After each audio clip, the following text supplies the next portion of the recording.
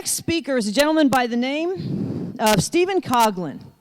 And Stephen is an attorney, a decorated intelligence officer, and noted specialist on Islamic law, ideology, and other issues as they do relate to terrorism and subversion. He's the author of Catastrophic Failure, Blindfolding America in the Face of Jihad. That pretty much sums it up. After September 11th, Stephen was mobilized, really, from his private sector career to the Intelligence Directorate at the Joint Chiefs of Staff. He worked on targeting, and that began his education in terrorism. Now, in the years that followed, Stephen actually earned recognition as the Pentagon's leading expert on the Islamic-based doctrines motivating jihadi groups that confront America.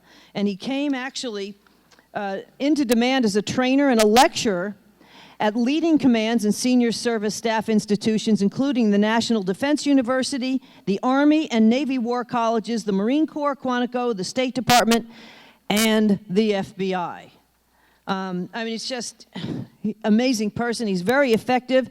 His presentations that some in the special operations community dubbed him red pill briefings, and that's a reference to the iconic scene in The Matrix.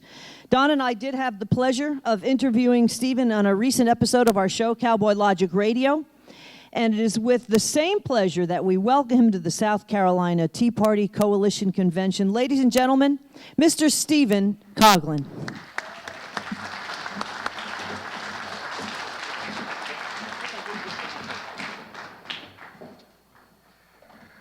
Do you ever hear people introduce you and they're saying, who is that guy they're talking about? And you realize they're talking about you. And you know, the whole thing about starting off with the Matrix is that people had to realize that they're in the Matrix. And I think, you know, I'm looking at John over here and some other people who've worked this issue. A long time ago, we got these briefs down, and we got them down right, and then we got them simplified so we could scale it to people, so it was understandable. So we got how the Muslim Brotherhood works, we got how Qaeda works, we got how the OIC works, and we're hitting a wall. And so it becomes really important when we look at this issue to realize that we're not being stopped because we fail for the message we put out. We are being stopped. Make sense? And there's enormous effort to do that. And I sometimes get a little bit, we use the word red-green alliance, and the only reason I step back from that is because I think sometimes we calibrate that at a level at which this issue is not really operating on. Even the term fake news makes us laugh at what's happening like it's a game. We phrase things when we attack them, even at the level at which we don't understand that if we were looking at a foreign country, we would call this agitprop, agitation and propaganda. And the fact would remain, if we had 91% of a nation's media just viciously going after a sitting president, we would look at this as not just the media. You'd be crazy if you analyzed it that way, because you would know that's not true. We keep talking about the criminality of events. I heard someone talk about the FISA warrants, and they kept going into, I can't remember the title something of the NSA, when in fact, I had to say, but if what you're talking about in technical bureaucratic language is true, why isn't the real word here on Capitol Hill, when I was saying this, why isn't the real word sedition? Okay? So I just like to bring that out. I want to read something to you, a little quote before I start the brief. This is about a girl named Cinderella. "My sweet child," said the father, "follow the Quran and Sunnah and never miss your prayers." I think I said enough about this book. This book is Cinderella, an Islamic Tale. Now, what you might want to know, which is why I started this off, is this is being used in American public schools. Okay? So I think what I would like to argue when we talk about red pill is really a plea that when you know what you're doing is right on one level and you're sinking, we need to step back and reframe. We need to understand that even the things we are doing that are right, we're still doing, not understanding that we're still in the red pill, the blue world, and we have to take the red pill to understand that the way we're talking about it when we fight back even isn't working because we have to go through the cultural drug withdrawal to see things. Now, the main thing I'm going to talk about today is political warfare, and I'm going to do it in the context of the Muslim Brotherhood and other organizations because that's what I was asked to speak to, but I'm really working very hard on showing how the reason we're being defeated isn't because the Muslim Brotherhood's so good, but because there is an actual, to which I mean very real, alliance between groups like the Brotherhood and groups like the far left, which I think we need to stop using words like liberal if we're really looking at something which more accurately reflects cultural Marxism. How's that? And we need to start understanding that the language we've been boxed in does not give us the ability to go where we're going. So, of course, I'm a dyed-in-the-wool Viking fan. But before I go into the Islamic part, I want to set a couple things up here just to show where the political side of it is coming from the left. Of course, I just think that's funny that, if you prayed about some 10 seconds recently, you better, church is tomorrow. And the point is, there are no atheists in foxholes and maybe in NFL playoffs as well. I say that because now more seriously, I pulled this off an ad by the NFLPA and Microsoft, and it says create change. How many people understand that the whole change narrative, change. How many people understand that that's a Marxist term? How many people understand that? Okay, it's really important. On the Frankfurt School, I pulled this out of a brief because we're going to talk about something. I could show you a man named Wilhelm Reich, who in the 1930s, and it's hard to read this, and I don't mean it for people to read it, but it's about how in the 1930s they wanted to use sex as a weapon in the Marxist narrative, okay? I'll read maybe a couple lines here. Critical theory attacked the family, religion, education, and morality in no particular order.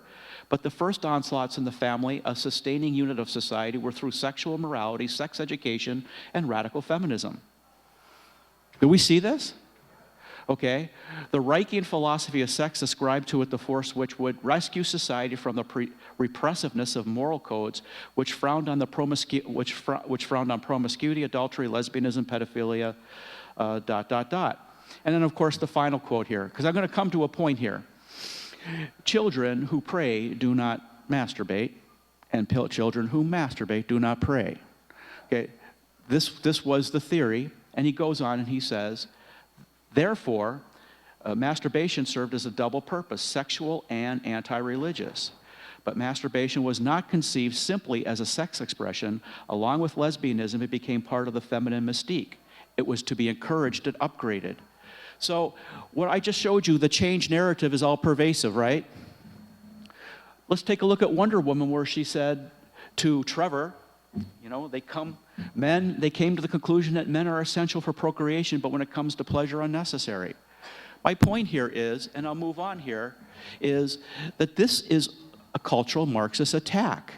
And it has to, and if you're somebody who gets upset by this in the sense that they step back from it, my answer is you got to go there. Especially if you're a Christian woman who goes to church and you say you can't go there, I'm telling you that's exactly where you need to be, and you need to be fighting back this stuff and showing where this comes from. So what I'm trying to say is, do you ever get the feeling that now today the way we talk about history, the way your children talk about history, doesn't even define what our history is? Does anybody think that happened by accident? We become incoherent in our own worldview. Let me put it this way. Political correctness is the enforcement mechanism to political, I'm sorry, I messed up my own slide there. Political correctness is the enforcement mechanism to postmodern memes which execute cultural Marxism. That make sense? So when you hear people say they're such hypocrites because look at what they did here to this conservative or Republican, but they didn't do it to them. And my answer is, this is political warfare. They're not the target. You are. Okay? So, for example, here's something from Al-Qaeda. This is a very prominent, prestigious international counterterrorism group, and they got it right. 66% of terrorism in the world came from Al-Qaeda, the Taliban, Boko Haram, and ISIL. But then they were asked to explain what it was. All those groups are Al-Qaeda in their origins, right? Okay? They say they fight jihad according to Islamic law to execute Islamic law, right? And yet their answer is, well, we have to look at psychosocial models and cultural models and all this stuff. It's crazy, isn't it? They know who the players are and they can't even say it. Let's take a look at something. About 2005, an article was in Der Spiegel magazine, which is a German magazine, where they are interviewing somebody who was in jail with a leader of Al-Qaeda who became a leader of ISIS. And what he basically said, what happened is this guy in 2002, when he was in jail with him, basically said this. He said, here's Al-Qaeda's plan.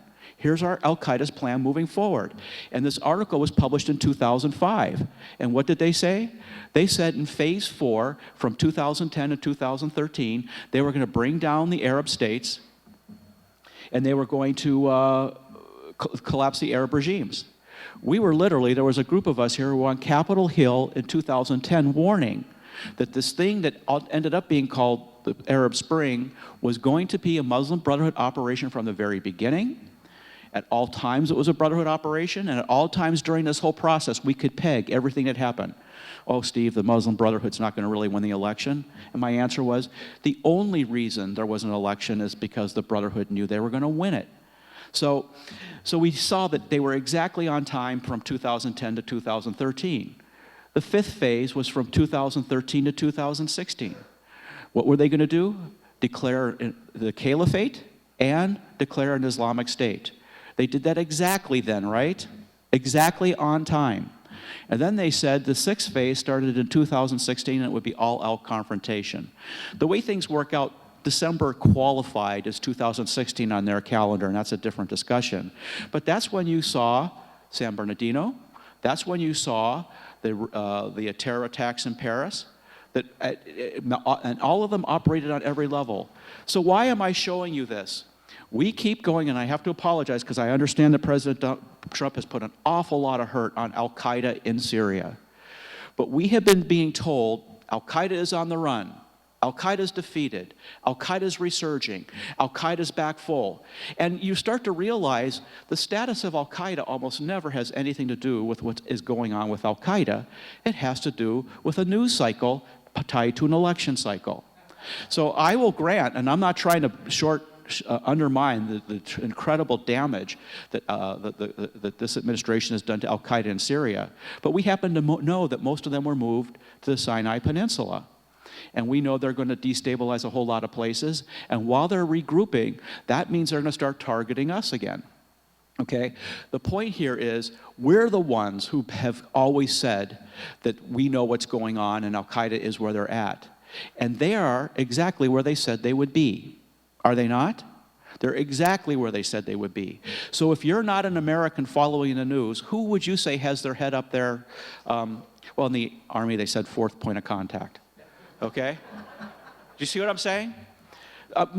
So coalition partner Pakistan. This is a man, Brigadier General S.K. Malik at the time, who was on the Pakistani general staff. Okay, this is our partner, right? And he wrote a book under General Zia al-Haq, who was the chief of staff of the army, called The Quranic Concept of War. Now, what's important about this? If Brigadier General S.K. Malik wrote the book that he wrote, he could have titled it anything, but he titled it The Quranic Concept of War, and he did so as a general on the chief of staff. You see what I'm following? So if this book was not going to be The Quranic Concept of War, he may still have been allowed to publish it, but the government of Pakistan would not have allowed him to use that title. Does that make sense to you? In an Islamic Republic? So there's 4 quotes that S.K. Malik uses to define what the Quranic concept of war are. First, I am with you, give firmness to the believer, I will strike terror into the hearts of the unbelievers. So let me make this little due diligence here. A lot of people think that the Quran is a loose equivalent in Islam to what the Bible is for Christians and Jews, and it's not. 100% of the Quran is direct divine revelation. Only the 10 Commandments are direct divine revelation in the Torah, right? So everything else is what prophets said or what the apostles said, quoting. The Quran is the Word of God, unintermediated. That becomes important because if you're reading the Quran and it says, I will instill terror into the hearts of the unbelievers, if you're a believing Muslim, that is the Word of God. Okay? well, Steve, we have to get some information campaigns out there to put a wedge between radicalization and the Muslim community.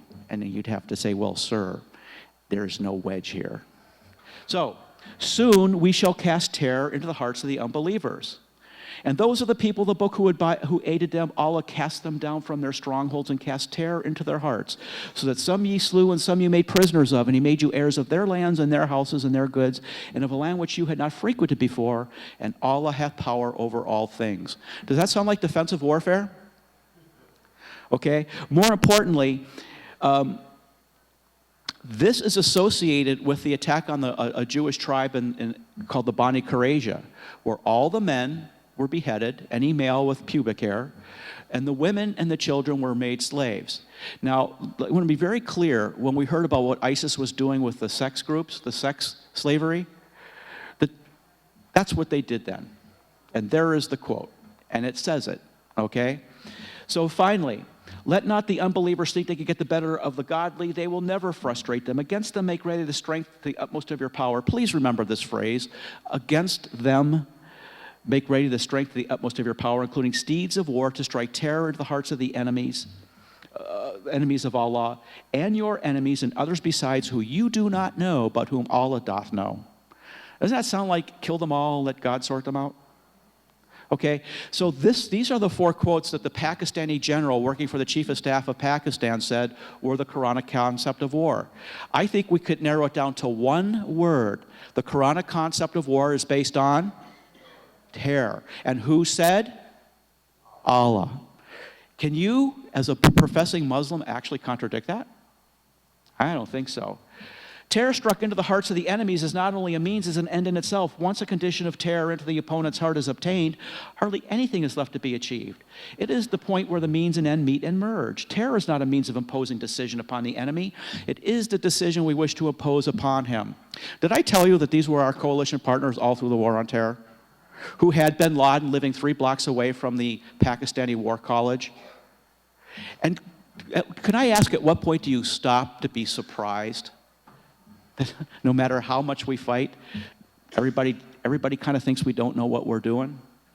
So terror cannot be struck into the hearts of an army by merely cutting its lines of communication and depriving it of its will to withdraw. It is basically related to the strength or weakness of the human soul. Psychological dislocation is temporary. Spiritual dislocation is permanent. To instill terror into the hearts of the enemy, it is essential in the ultimate analysis to dislocate his faith. An invincible faith is immune to terror. A weak faith offers inroads to terror. So I think you could make an argument that the one form of warfare the USG doesn't do, because we have come up with a completely contrived version of separation of church and state, is the only version of warfare jihad is really focused on at the strategic level. What type of warfare is that? Take a guess. Spiritual warfare. Spiritual warfare. Do you have more confidence in our military today than you did on December 11, 2001? Does everybody understand that our troops will win every engagement and our generals and our national security people will just muff it up? And at what point does that become what everybody can take to the bank? Do you think the Russians know that? Think the Chinese know that? Think the North Koreans know that? Do you think Al-Qaeda knows that? Whenever the form or type of strategy is directed against the enemy, it means it must, in order to be effective, be capable of striking terror into the hearts of the enemies. This applies to nuclear war. It says it right there. So the reason I want to give this is because it's really important. That book was written in English. It's been around for a long time. Steve, does Al-Qaeda condone weapons of mass destruction? Sir, our coalition partner condones weapons of mass destruction. Their chief of staff published that book by that general saying so. You know, our coalition partner. So I think it's very important. The Ikhwan, I'm not going to go too deep into the explanatory memorandum except to say that this was a captured document by an FBI raid in 2004, which was the key document that led to the conviction of the largest funding terrorism case. And they basically said, capital I, capital M, it's the Islamic movement in America led by the Muslim Brotherhood. They say it all over the place. Okay? And the only reason I'm bringing this up is to say, what did they say their mission was? Because we're going to come back to this from the political warfare context. The movement must plan and struggle to obtain the keys and the tools in this process to carry out this grand mission as a civilization jihadist responsibility, which lies on the shoulders of Muslims and on top of them, the Muslim Brotherhood in this country. Now, I'm going to raise something called the counter-state later. The counter-state is the insurgent element within a country. Is that fair enough? Okay, but I want you to start thinking, when you think about things like political warfare, insurgency operations, do you know there's a chip in an American's brain? And the higher up you go in our national security community, the more set they put more chips in, that says we could talk about insurgency, we could talk about sedition, we could talk about all this stuff when we're talking about foreign country, but we don't even use that language when we analyze threats against America. We don't even use the language. We go to the Justice Department where they use the same language as they would use for someone who'd rob a bank.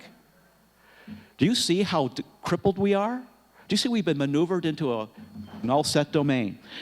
What is the understanding the role of the Muslim Brotherhood in America? I'm sure you've heard this, but I'm going to recast it. The Ikhwan must understand their work in America as a kind of grand jihad in eliminating and destroying Western civilization from within and sabotaging its miserable house by their hands and the hands of the believers so it is eliminated and God's religion is made victorious over all other religions. These are the people our FBI and our Justice Department, DHS, go for outreach to the Muslim community. Did you know that? People who are committed to what? Subversion as a counter-state operation. Do you see that? Which follows explicitly the most classical forms of insurgency. And yet, they also say that one of the key tactics they're going to use is to get our people to do it for them. And who's going to go after you, people in this room? Everybody's talking about Obama and the Democrats. I'll argue, how about John McCain? We'll come back to that. Okay, so you remember it said, against them make ready? From I quoted S.K. Malik? Well, that's what it says in the Quran, against them make ready their strength, and that's part of the coat of arms of the Muslim Brotherhood. Why? Because going back to that explanatory memorandum, we had the senior leaders of the Muslim Brotherhood. This is who they are. ISNA, the Muslim Student Association, CARE, the Fiqh Council of North America, the IIIT, the International Institute of Islamic Thought. So I'm not going to go too deep into it. I just wanted to set that up, but we know what they're doing. People remember the San Bernardino case? A person who was a Jew was killed at a Christmas party by a Muslim, right? And what was the lead story? This whole discussion is about how we are doomed to defeat because we are being controlled by the words we use to explain things, which is not the language we need to use to fight this enemy. So, from the beginning to the end of the San Bernardino case, the narrative was controlled by the Brotherhood. You saw before the FBI came out that CARE was allowed to explain what happened. They were on Fox, they were on CNN, they were on Live. You saw that night, and I want to break this little graphic down. You heard, remember this? Loretta Lynch said they'll prosecute those who use anti-Muslim speech that edge toward violence. Do you know, that's a staggering attack on the First Amendment. Edge toward violence by the head of the Justice Department of the United States of America. You wouldn't know that she said that on the day that a Muslim killed a Jew at a Christmas party. Would you? That was the first message. But I want you to take a closer look because she did it on the dais of something called Muslim Advocates. And you see underneath that little dais it says, promoting freedom and justice for all. God, isn't that just like liberty and justice for all? They're just one American rights. Well, you know, actually, if you take a look, the Muslim Brotherhood declared that when they create political parties, they're called the Freedom and Justice Party. So when you see her on the dais of Muslim advocates promoting freedom and justice for all, who was she speaking on behalf of? Because there you see the Ikhwan Web, the official English language, say that that's what we are. So do you think a Muslim who has nothing in America, who wants nothing to do with jihad, will ever go to the FBI to report terrorism? will ever go to the Justice Department. Well, they might go, oh, the mother was a member of the Islamic Circle of North America, but a couple days later they wanted to have an interfaith thing, so they went to the Adam Center, the All Dulles Area Muslim Center, headed at the time by a man named Imam Majid. Actually, I still think he's there, but at the time, he was the president of the Islamic Society in North America, the lead element of the Muslim Brotherhood in America. Do you see that from the very beginning of that event to the very end, okay, the Muslim Brotherhood controlled what you were going to know and what was going to be said. And they had the head of the Justice Department and the head of the DH Department right in their hand, and you didn't know it. I guarantee you, any Muslim in America who wants no part of this also understands not only can they not go to the FBI, they can't go to DHS. And you didn't even know that. But, you know, here it is. Here is CARE warning Muslims never to talk to the FBI. And here's the FBI saying, well, you have to understand, that's really not what they mean when they say that. How many people think I'm making that up? Oh, Steve, you know, that's just how they talk. Yeah, they're warning Muslims not to talk to the FBI. That's what they said. Oh, Steve, that's so basic, you know? So what I'm saying here is, every Muslim knows what they were saying, and they understood there's no place to go. Why don't Muslims come out and report this stuff? So I'd like to point out, is Alan Clements here? Okay, I would just like to point out, because I was, someone slavishly got on their knees and begged me. Not really. Authoring a bill, a resolution calling on state and local law enforcement of South Carolina to refuse to do outreach with CARE. Please support the efforts. There's going to be going on in other places, and if they're not, you need to get on the ball with this. Let me warn you of one thing. You need to be smart, you need to be angry, but you need not to lose control. They work on you getting angry and lose composure. The other thing about this is they're always going to be smoother than you, and they're always going to have more money and better parties, okay? We're completely outmaneuvered in the information battle space here. So I would like to say, with this as the background, because you could see, how many people knew that about what happened at San Bernardino? You know, the problem is we'll say, well, that was MSNBC who did that, or that was Al Jazeera. They don't pride themselves, neither does the hard left, by the way, the cultural Marxists. They don't pride themselves on the fact that they get a cadre of people to watch news program that's on their side.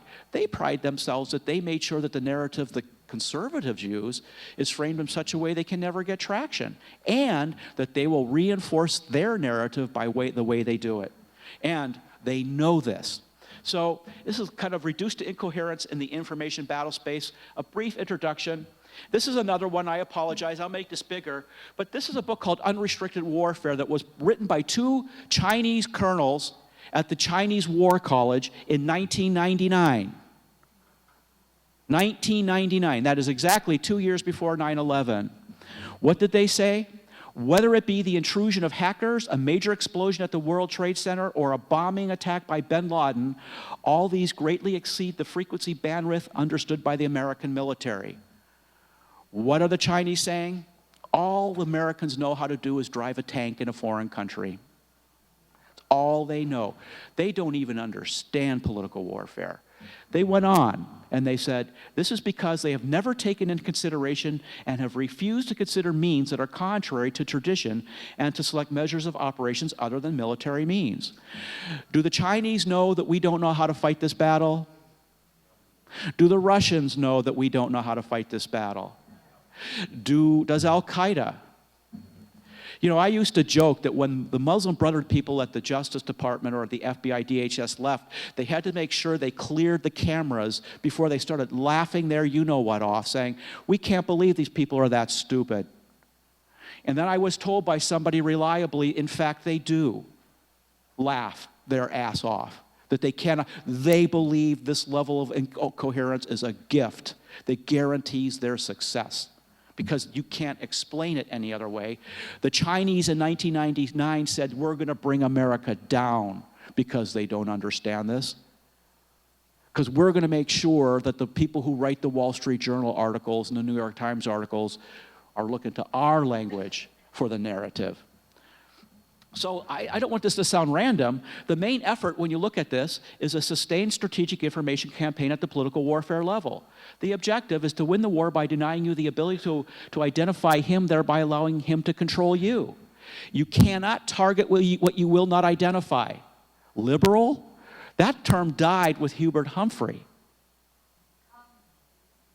Well, we'll leave that to other people. I'm on camera. But so we could take this all the way back to Sun Tzu. They know they have us. They knew on September 17th when President Bush, September 2001, when President Bush said this has nothing to do with Islam, that they had won the war and it was just a matter of time. Tactics without strategy is the noise before defeat. That's what they know is true. Here we have a Special Operations General, 2014. We do not understand the movement, and until we do, we are not going to defeat it. We have not defeated the idea. We don't even understand the idea. Do you know what information supremacy is in an information war, in the information battle space? It's when you get your other side to speak publicly about something that should be a super deep secret, confessing to the world that we don't know what we're doing. Who thinks that everybody in the world doesn't know what that means, except our national security leaders? You see, I think we've created Gnosticism and called it political science. And then we make people go through political science programs, so they have to do something like call a truck bomb a vehicle-borne IED. And then make sure you have to get a master's degree from a non-military school to be able to use the language. And all the time you're talking about that, you're really not talking about the enemy. So let's take a look about this lineup between the hard left and Islam again. The people, this is from Mao Zedong, the people are the sea that the revolutionary swims in.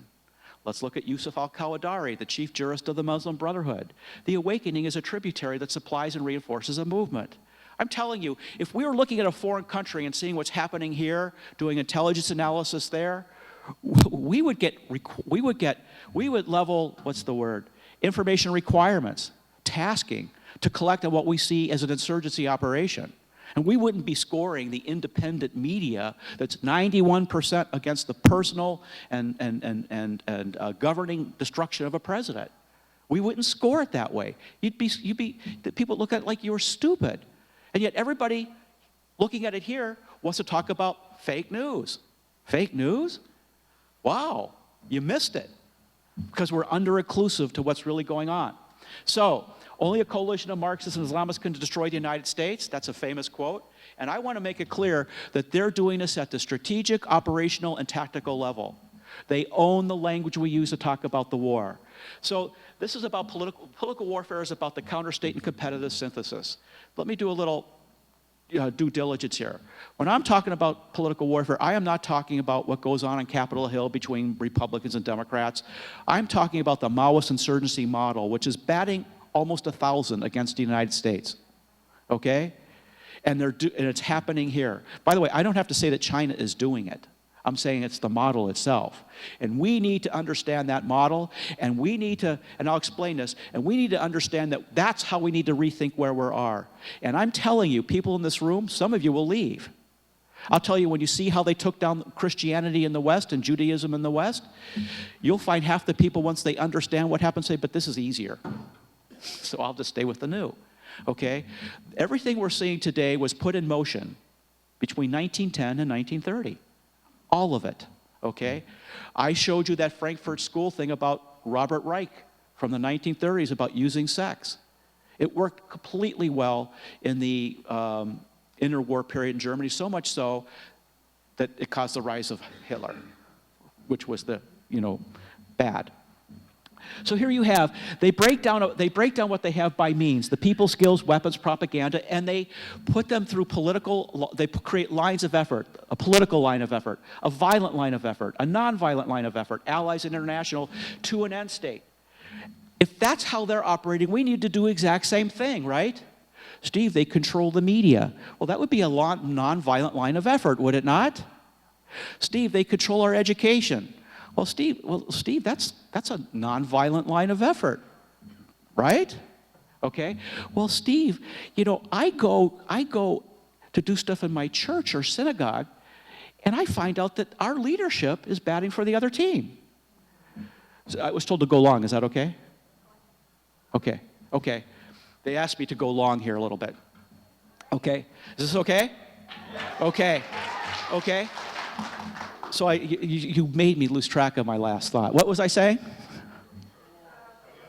Okay, my point is we are made to look at Al-Qaeda or ISIS as terrorism and only terrorism. I will argue, if we are arguing that both from the left and from the Islamic movement, the main effort is ideological subversion, then the terrorism is a support mechanism to the violent, nonviolent activity. And that's the main effort. The main effort. So, the narrative controls, the very way we talk about the current situation, whatever it is, ensures that we're not able to effectively engage it. Let's use the war on terror. Leaderless jihad, human terrain, violent extremists, lone wolf. It's all nonsense made to sound analytical. It is completely nonsense. When a terrorist attack happens, you go watch all the major news media. And the fight right after the event is to impose this language on an event. Staggering that in Orlando, that person spent an hour on the phone saying, I'm ISIS, I'm here to kill people in the name of Sharia, to impose Sharia, and yet you poll 80% of people and they'll say he was a hater. By the way, Al-Qaeda did an after-action report, and they said, next time you do that, don't go to a gay bar because you messed up our message. Okay? All speak to behavioral models that explain motivation. In doing so, cause and effect explanations. The cause and fact explanation is replaced by sophistic narratives. I like to use the word Gnosticism because it's the new Gnosticism of our day, but that gets into the theological space. When watching reports after an event, note the struggle. How many people know that what we're not being told about Las Vegas is staggering? The largest execution in American history, the largest shooting, and you could feel it. What the FBI wants is this to go away and give you a nonsense answer. In the face of video recordings that show there were more than one shooter, where it is known that that's true.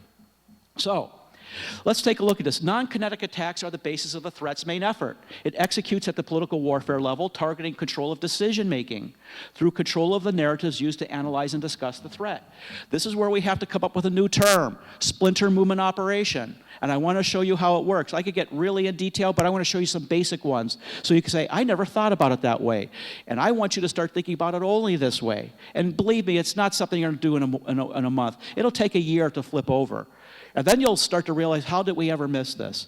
If you have the Muslim Brotherhood doing the moderate message, it's only made moderate because you have groups like ISIS and Al-Qaeda, right? Who do something violent, and they'll say, we're the moderate alternative. What does the Brotherhood say? If you work with us, we can maybe stop Al-Qaeda. Okay, what do you want us to do? Moderate Muslim Brotherhood? Oh, you have to do what they said. Good cop, bad cop. How about the Southern Poverty Law Center in Antifa? Let me tell you, this one is going to get bloody. Really bloody. Okay, how about Black Lives Matter and New Black Panthers? So here's how it works in a counter state. You have the Constitution, America, statutes, and you have Southern Poverty Law Center attacks the Constitution, has this hate speech narrative, and all these lists of haters. And they're enforcing it because people are afraid to say things. Have you noticed that? Your kids are attacking you, right? Okay, they're attacking you. That would be in an insurgency operation, the enforcement of an extra-legal legal system. Do you see that? They're enforcing, and that exists directly at the expense of the First Amendment. So what do they have? They have a huge Antifa act, and all of a sudden they move to the center, and now we have to work with them. Maybe we'll do that, okay? That's the same thing with the Brotherhood. Does this start to make sense? This is the way to understand it. Okay, political warfare drives enforcement mechanisms. How many people saw about in 2009 DHS talk about right-wing extremism? Okay, how about in 2012, and believe me, I have quotes from this, challenges from the sideline, understanding Americans' violent right, coming from the Combating Terrorism Center at West Point, used to teach cadets, where they said things like, some Americans have a romantic view of documents like the Constitution. It drives right-wing racism. And then, then all of a sudden, everybody is surprised that we have West Point cadets graduating as bona fide, self-proclaimed Marxist. Oh, or everybody knew. You know, if you have someone doing that, do you think there might be a problem when they become battalion and regimental commanders? Okay? So, do you think this quote here came from Obama? Here's the hint. How about you read it? Who's he talking? What group of people is he talking about? Everybody got it done? That was right out of what came out of West Point. How many people find that shocking? Do you think there's anybody outside this room that this doesn't apply to? My point is, who is that directed at? It's you. So, a couple years ago, Freedom of Speech by Schindler was put out, and what it is was a book that aligned the Islamic narrative with the cultural Marxist narrative to have a seamlessly integrated attack narrative based on hate speech. The first thing to do was talk about haters and hate, and then have a secondary message of, but we have freedom of speech, so we have to tolerate it. But once that situation is made, that category is made, then the movement is going to be, but why should we tolerate this? Let's criminalize it. Anybody feeling the heat on that? I could tell you, I briefed this 2 years ago, and people said, Steve, come on. I was briefing how the social media was meeting with groups like the OIC in places like Poland at the Organization of Security and Cooperation Europe to set this narrative up. And they said, Steve, we're looking at this. And we frankly just don't see any of this. And now everybody's coming to me and saying, well, we didn't see this coming. It's like, well, you're looking at it the way you looked at a Democrat in 1950. These people, if it's political warfare, it's creating the nonviolent conditions for a violent event, in theory. So, here we look at these OSCE documents. They're in English and in Russian on hate speech and all that. And I won't spend too much time on it. Here you have some material. Does that look like college campus material right there? I'm going to just go to the one main graphic right here. It's hard to read. That's the graphic itself. I want to point out, this is the graphic. It says, United Against Racism, Fascism, and Nationalism. Well, that would be, so national identity, if you're a Brit or a French person or an American, is the same as fascism and racism. But the problem is, this material is not put out by college campus radicals. It is put out by the European Union. And with the help of open societies, which is George Soros. So I think when you see the bizarre stuff that happened at Charlottesville, you should understand this is not just, I have friends in Europe who say, Steve, the language, the people in those black outfits attack people on the streets, citizens, law-abiding citizens. The people who attack us are using that language, which comes from a superstate actor. But I just think that when people want to talk about how the deep state can execute its will against the public, I think we need to understand that the only thing that changed between fascism, racism, and nationalism to America is the term is white racism. And white racism means what? The Constitution. And if you're not white, African American, or Asian, and you believe in the Constitution, what are you? An Uncle Tom. Okay?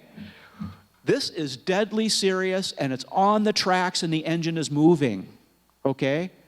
It's really serious. So, at the end of my thesis in 2007, it will officially manifest itself in official responses to terrorist attacks that become progressively less reality-based. Our official responses to terrorism. Are we there? Do you know that these people are just talking nonsense? Do you need to take the red pill? You're going to lose friends. You'll lose friends in this room. Okay? Because it's that mechanism ruthlessly, it's like putting on glass, it's like being in phase in a science fiction movie and putting the glasses on that make you see everything, and you see all the same thing, but now you see it lined up. And then you realize, I thought that was a good guy. Is John McCain your friend? Do you understand that there's a certain sense where I tell people when I'm on Capitol Hill for certain meetings with a Republican leadership that is in controls Congress because they ran on these issues and won, that I say, you understand they have no intention. Steve, we almost had it. We were 3 votes short. How many times were they almost 3? Oh, every time for the last 5 years. Okay? That becomes an operation.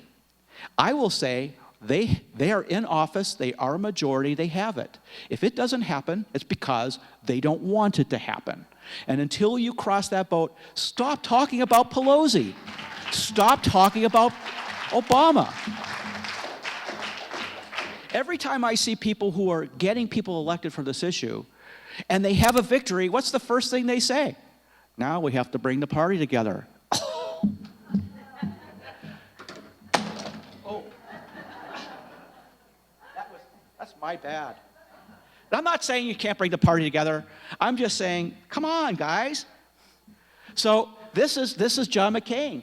Abdul Hakim Belhaj was a member of the LIFG, the Libyan Islamic Front Group, which we had tagged as ISIS, Al-Qaeda. And then what happened? We had all this Arab Spring, and he said, I'm now a moderate.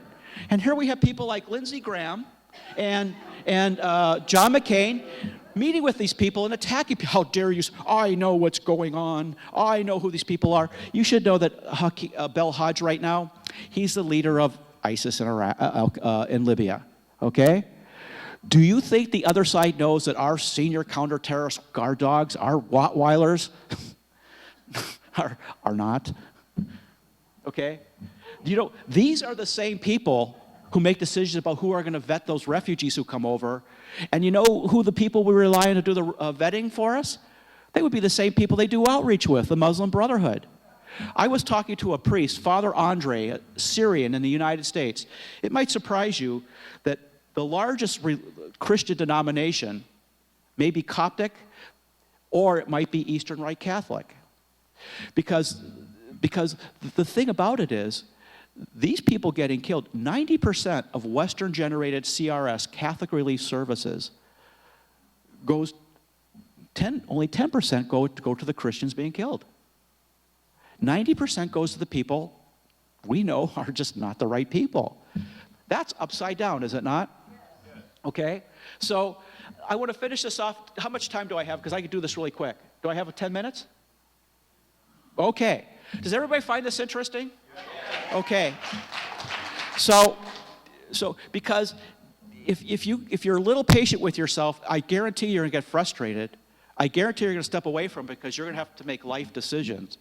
And I'm afraid to tell you that I'll tell you this is as a real form of warfare as anything seen in the Middle East, because this is the main battle area that causes everything we do over there to misfire.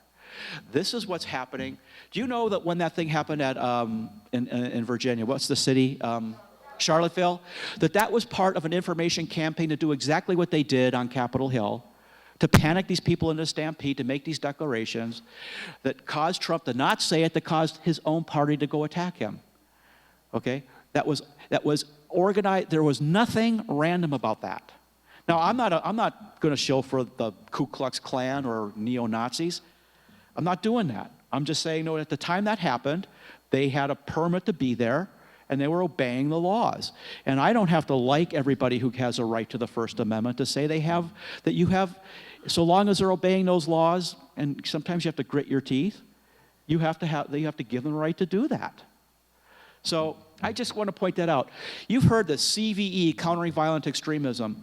They say that it's a form of counterterrorism, and I'm not going to go full into this. I just want to go far enough to get you to understand this is a classic counter-state operation, okay, where you get your designated state to actually fund you. But I want to show you how this works so you can get a sense for it, okay? Combating violent extremism. How many people have heard of that?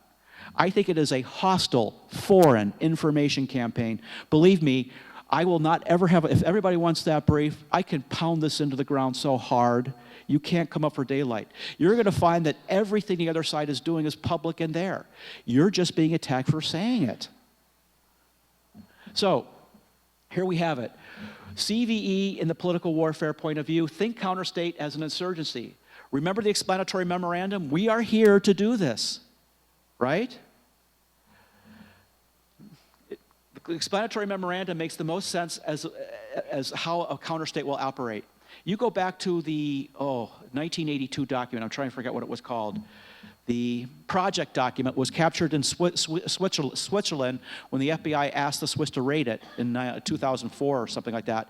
And it basically says, what are we going to do? We're going to penetrate and we're going to get the left to do our heavy lifting because we don't have the ability to fight.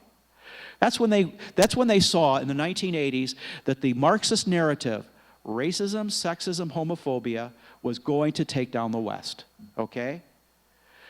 So they created and added the word Islamophobia and let the left run with that while they're building up their capability. Okay, so remember, this is just going back to the explanatory memorandum that they say they're here to govern. Do they not? Shura councils and Sharia law aren't like your church council because Sharia law is the law of the land.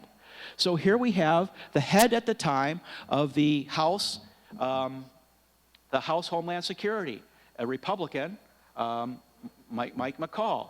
This is to the leader of the Muslim Brotherhood CARE in Texas. To Mustafa and the Council on American Islamic Relations, the moderate Muslim is our most effective weapon. You know, I have a son who's in the process of possibly being deployed to the AOR. And, you know, I used to laugh because that's funny, but I actually don't think it's funny, okay? Because this is why we're where we're at. This is how people die, okay? So we had that Orlando shooting, and so he passes this legislation, June 16th, Countering Radicalization Act. I'm just blowing up what he said in this release. The attack perpetrated in Orlando, radical Islamic terrorist, is a sobering reminder that radical Islamists, it's the Countering Terrorist Radicalization Act. He wanted you to know that he took direct action. But here's the problem. Radical only appears twice in the bill, and that's in the title. Okay, 3 minutes? Okay. Islam doesn't appear in the bill at all. Islam, Muslim, or any derivation of it. Here you see the other one, the other bill that they push forward, it's not there. Okay? And I'm going to end with these two slides. Okay? This is the language, and this is why this is deadly serious. CVE is about working with our community outreach partners in the counterterror effort. Is that right? So this is about CVE working with the Muslim Brotherhood to help stop terrorism. Do you understand that? Look, all you have to do is look this up. So what does it say? In both the bills, it says, the term violent extremism means ideologically motivated international terrorism or domestic terrorism, as such terms are defined in Section 2331 of Title 18 of the United States Code. So what did they just do? They just define violent extremism as terrorism as defined in the United States Code that they're going to allow our community outreach partners to use. So that when they basically say you are an extremist, why are you an extremist? Because you actually will support and defend the Constitution. That's extreme. And what makes you a violent extremist? That you will support and defend the Constitution and you will join the military for it. My point is, this language basically created two tracks of terrorism. The U.S. Code, the traditional definition of terrorism, and the CVE language, which is designed to get the Brotherhood to start declaring who are extremist as a predicate to an FBI investigation that Loretta Lynch said they would do if anybody said something like, gee, it looks like a declared Muslim terrorist declared himself as ISIS. Oh, there's no evidence. Yes, there is evidence. When he shot a Jew at a Christmas party, and the people who are going to go to jail, as far as the Justice Department is concerned, are the people who actually point that out. And I think with that, I will just end this brief because I think that's a good place to leave it. I thank you for your patience, and I think that for those interested, there's a lot more to this. Take care. Thank you.